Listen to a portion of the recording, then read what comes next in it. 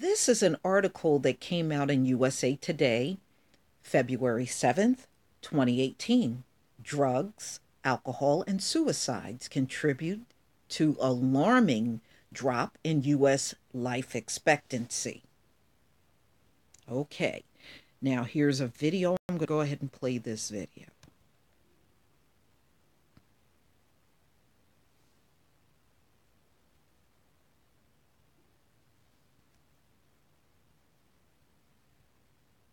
Discover the power of Tempur-Pedic sleep at Raymore and Flanagan. With Tempur-Pedic's pressure-relieving comfort, you'll wake up ready for anything. And get your new Tempur-Pedic tomorrow with free next-day mattress delivery. Raymore and Flanagan, your elite Tempur-Pedic retailer.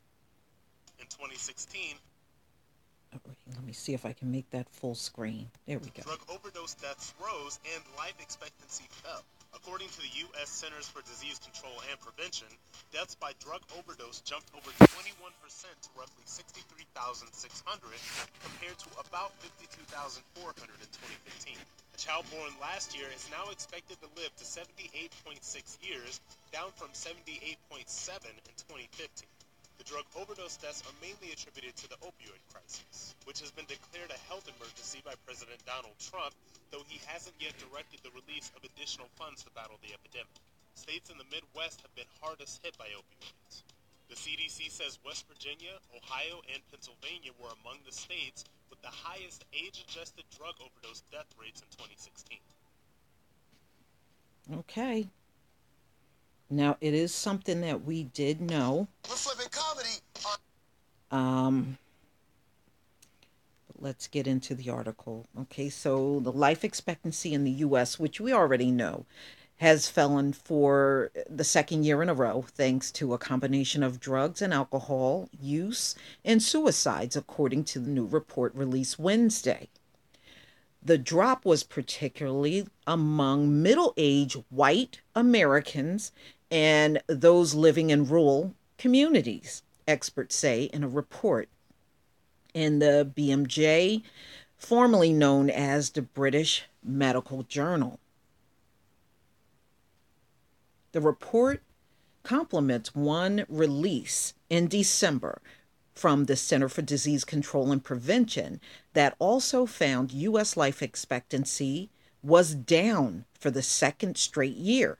We are seeing an alarming increase in deaths from substance abuse and despair, said Stephen Wolf at Virginia Commonwealth University, a co-author of the latest report. The idea of the American dream is increasingly out of reach as social mobility declines and fewer children face a better future than their parents, he said. In 2016, life expectancy in the U.S. was 78.6 years, a decrease of 0.1 years from 2015, according to the report, which cites data from the World Bank. Data from 2017 has yet to be calculated. I'm sure it went down again because there were more drug deaths in 2017 than there were in 2016. It may not sound like much, but the alarming story is not the amount of the decrease, but the increase has ended, he said. In 1960, the U.S. had the highest life expectancy in the world. It lost ground to other industrialized nations ever since. So technically, they're saying the life expectancy in the U.S. was the highest in the world in the 60s, and then from that point on, it started declining. Those are my neighbor's dogs barking. Sorry about that. Life expectancy in the U.S. is now 1.5 years lower than a group of 35 nations known as the Organization for Economic Cooperation and Development, which includes Australia, Canada, France, Germany, Italy, Japan, Mexico, the Netherlands, and the United Kingdom, among others. The report found Americans have poorer health than other nations in many areas. And I'm not surprised about that. One thing I do fault, the biggest thing I fault in America is the diet. America serves a very, very poor diet. And you can't drive 2 miles without seeing 50 fast food restaurants all over the place. America always want cheap food that's bad for you. And they love that. And it's the worst thing ever. You know, healthy food is one of those things that has never been heavily promoted in America. Junk food, you can watch 10 junk food commercials on TV and very few commercials that are geared towards eating healthy. And that's a big problem in America. America like is addicted to junk food. Okay, back to this. The report found, all right, so yeah, the report found Americans have poorer health than other nations in many areas, including birth outcomes, injuries, homicides, adolescent pregnancy, HIV/AIDS, obesity, diabetes, and heart disease. Americans also engage in unhealthy or risky behaviors, such as high calorie intake, drug abuse, and firearm ownership.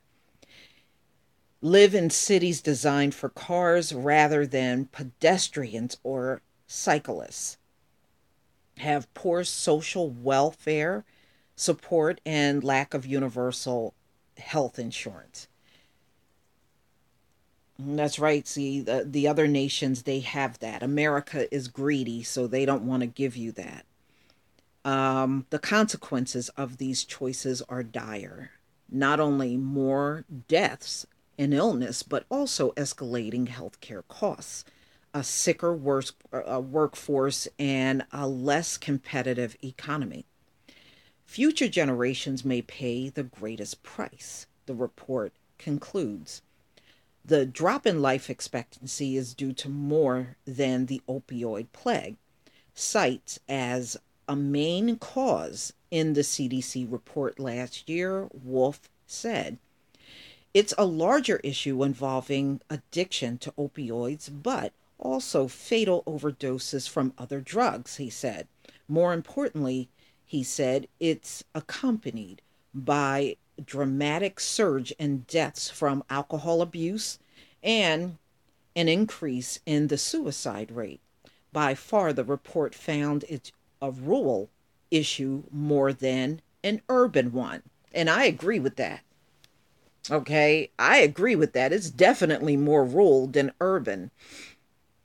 The problem is concentrated in rural, largely white counties that have often struggled for many years with stagnant wages, unemployment, poverty, and the loss of major industry that fueled local economies, Wolf said.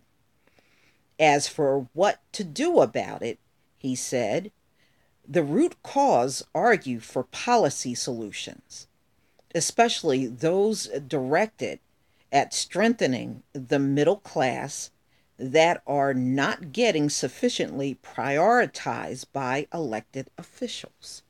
So there you have it, ladies and gentlemen.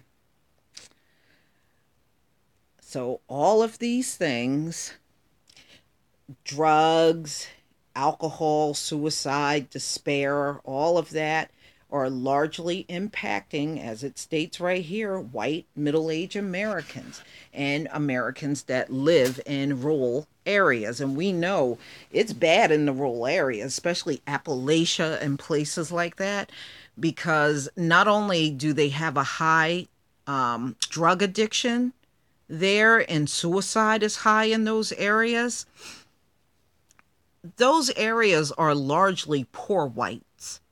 Those are where most of your poor white people live. They live in many places, but Appalachia, it is really poor. You don't believe it. Some of those homes look worse than the homes you see in the inner cities. And I kid you not, if you get a chance, pull up, just Google it and look at the images. Pull up the homes in Appalachia. It will blow you away how raggedy those homes are. And it's whites living in those homes, the majority of those homes all around Appalachia. And like I said, there's homes in the inner city that are more sturdier and in better shape than some of those homes you will see there. But tell me what you think. Please leave your comment and subscribe. Don't forget to hit on the notification bell twice. And also join me on Black Junction TV and blackspot.com. Peace, family.